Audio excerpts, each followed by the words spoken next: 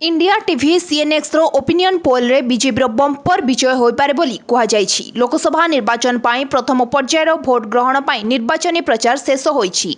एहा पूर्वरु India TV और CNX रो एक ओपिनियन पोल आसीछि जेउथिरे सारा देश रो मूड मापिबा पाई उद्यम होईछि। सर्वे रे अनुमान करा जायछि जे बीजेपी नेतृत्वाधीन एनडीए को हाराहारी 393 लोकसभा आसन रे विजय मिली पारे।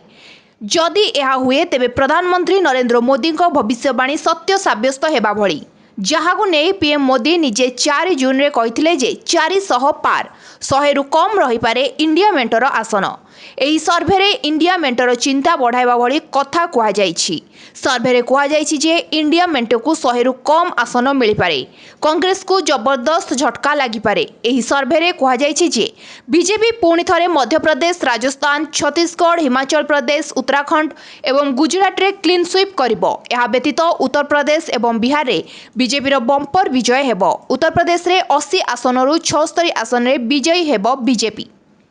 Bureau report live live Odia.